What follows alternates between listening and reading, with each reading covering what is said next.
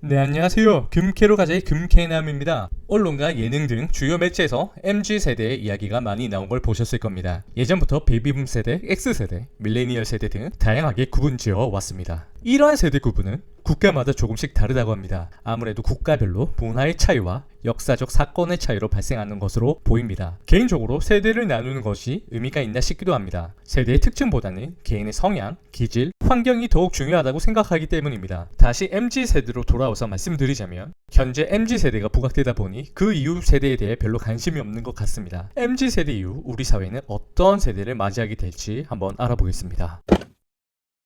우선 간단하게 MZ세대부터 알아보겠습니다. MZ세대는 밀레니얼 세대와 G세대를 묶어 부르는 표현입니다. 우리나라 경기연구원에 따르면 밀레니얼 세대는 1980년부터 1994년까지 이루고 G세대는 1995년부터 2004년에 해당됩니다. 이러한 세대 구분도 국가와 기관마다 조금씩 차이가 있다고 합니다. 미국에서는 MZ세대라는 말을 사용하지 않는다고 합니다. 밀레니얼 세대와 G세대를 분리하여 지칭하고 있으며 실제 범위는 40대 초중반까지지만 우리나라 관념상 20대 30대를 지칭하는 말입니다. MZ세대의 포괄 범위가 너무 넓어 사실 특징을 말하기는 어려우나 우리가 흔히 생각하는 MZ세대의 특징으로서는 디지털 문화에 익숙합니다. 어릴 때부터 각종 SNS와 유튜브 등으로 훈련 아닌 훈련을 해왔습니다. 그리고 디지털 트렌드에 민감하고 다양성을 추구하는 경향이 있습니다. 타인과는 다르다는 것을 보여주고 싶어하며 각자의 취향을 적극적으로 어필하려고 합니다. 과거 부모 시대와는 다르게 의식주의 위협을 받지 않고 자랐으며 이러한 배경이 MZ세대에게 개인주의적인 성향을 심어주었다고도 합니다. 특히 해외여행을 자주 경험하여 외국 문화에 익숙하고 이러한 것이 오히려 장점이 되지 않았나 싶습니다.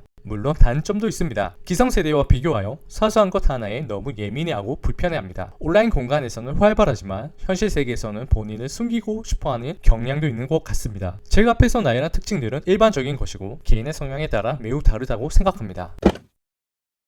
MZ세대 이후 알파세대가 사회를 주도해 나갈 거라고 전망하고 있습니다. 알파세대는 2011년생부터 2024년생까지 말하며 현재 중학생부터 신생아까지 포함을 하고 있습니다. 알파세대는 MZ세대와 다르게 스마트폰과 함께 자란 세대입니다. G세대 같은 경우 청소년기부터 스마트폰을 접하였지만 알파세대는 영아, 유아기부터 함께 해왔고 유튜브, 틱톡 등 영상 매체 플랫폼과 함께 성장해왔습니다. 그리고 앞으로도 계속 성장해 올 것입니다. 현실과 온라인을 자유자재로 움직이고 어린 시절부터 AI와 소통하는 것에 익숙해져 있으며 AI와 교감하는 세대가 될 수도 있습니다. 앞으로 더욱 복잡해질 미래 사회에서 충분한 역량을 갖추어 살아갈 수 있을 것입니다. 이미지와 영상이 커뮤니케이션의 기본이 될 것이고 시각적인 것을 매우 중요하게 생각할 것입니다. 그리고 코로나 시기를 어린 시절부터 보낸 세대이기도 합니다. 코로나 시기는 생각보다 장기간 지속되었고 우리 사회에 큰 변화를 가져다 주었습니다.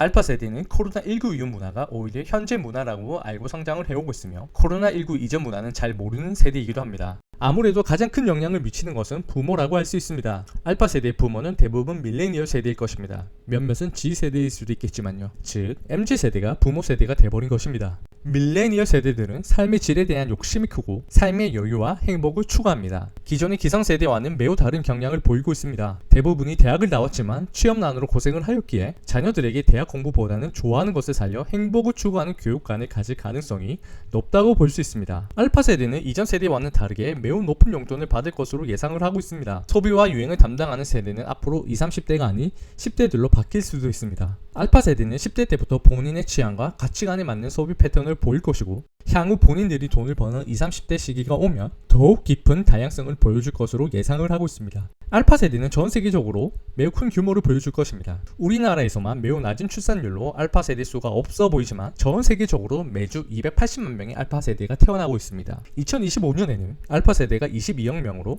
베이비붐 세대보다 많아질 것이라고 전망을 하고 있습니다. 세대를 가르는 것은 개인적으로 옳다고 생각을 하진 않지만 세대별 사회 특성에 맞게 기업에서는 미래를 준비하는 매우 중요한 자료로 쓰이지 않을까라는 생각을 합니다. 모든 세대들이 함께 사회를 구성하면서 화합하고 잘 살아가면 좋을 것 같습니다. 지금까지 금캐로 가지 금캐남이었습니다. 감사합니다.